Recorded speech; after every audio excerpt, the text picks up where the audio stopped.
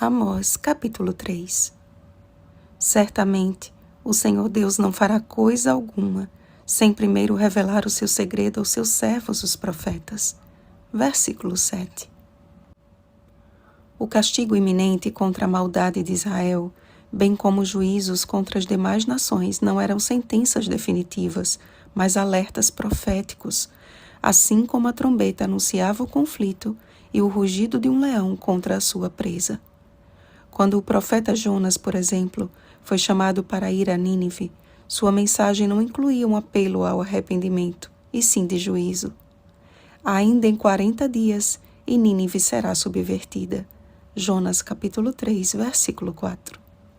A resposta àquela dura mensagem foi de profundo arrependimento e sincera humilhação diante de Deus.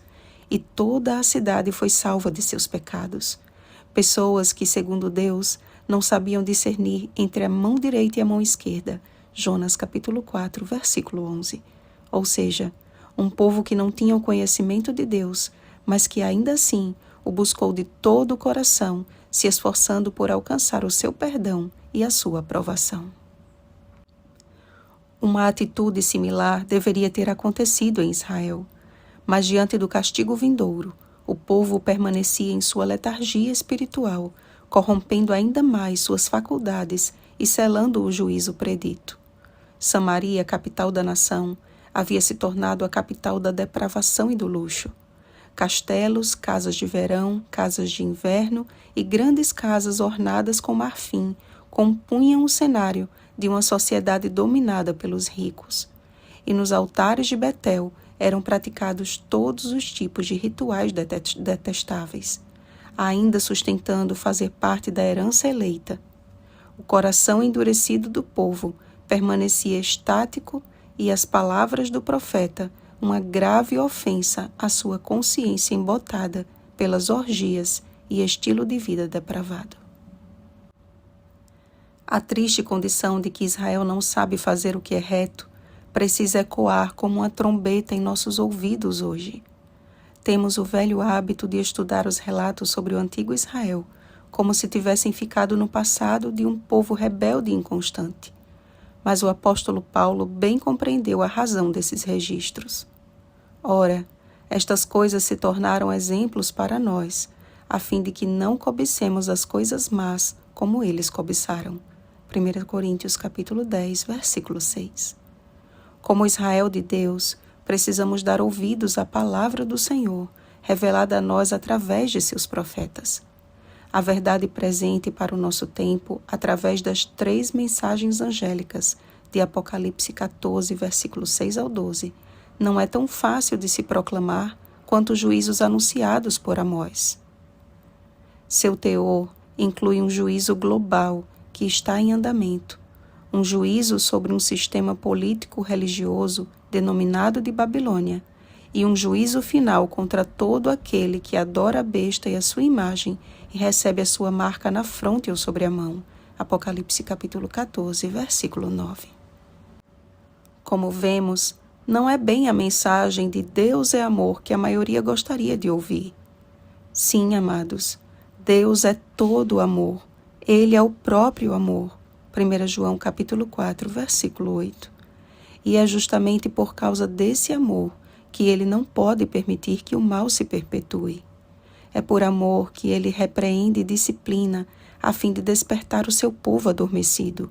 Apocalipse capítulo 3, versículo 19. Foi por amor que Cristo pagou o preço que jamais poderíamos pagar, e deve ser por amor a entrega da nossa vida a Ele. Quando alguém se converte genuinamente e passa a entender a verdadeira natureza do pecado, de como ele entristece o coração de Deus e como também magoa os seus semelhantes, não permanece na prática do pecado. Ainda que na jornada aconteçam momentos de fraqueza, sua alma gemerá as dores de quem enfrenta o grande conflito pessoal. Mas vejo nos meus membros outra lei, que guerreando contra a lei na minha carne, me faz prisioneiro da lei do pecado que está nos meus membros. Desventurado homem que sou, quem me livrará do corpo desta morte? E a maravilhosa resposta vem logo em seguida. Graças a Deus por Jesus Cristo, nosso Senhor. Romanos capítulo 7, versículos 23 ao 25. O Senhor olha dos céus, vê todos os filhos dos homens.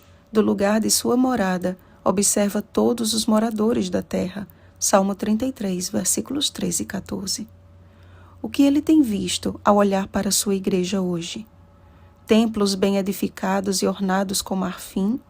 Ou um povo que vive com integridade e pratica a justiça e de coração fala a verdade, que não difama com a sua língua, não faz mal ao próximo, nem lança injúria contra o seu vizinho, que a seus olhos tem por desprezível o réprobo, mas honra os que temem ao Senhor, que jura com dano próprio e não se retrata, que não empresta o seu dinheiro com usura, nem aceita suborno contra o inocente. Salmo 15, versículos 2 ao 5.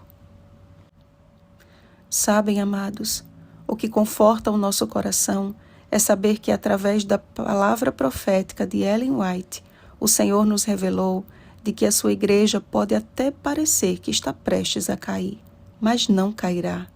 Louvado seja Deus! Que façamos parte, pela graça de Cristo e poder do Espírito Santo, da última igreja que revelará o caráter manso e humilde do Salvador, o único tesouro que Deus leva em conta. Oremos, amados.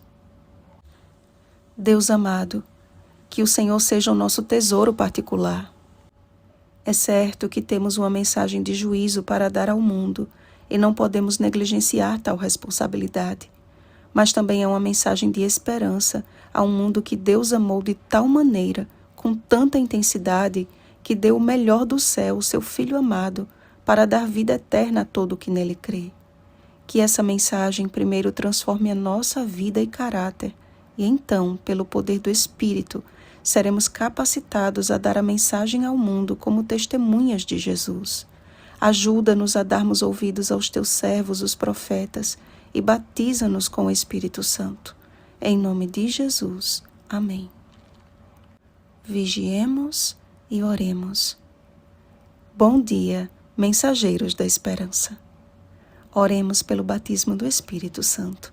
Oremos uns pelos outros. Rosana Garcia Barros.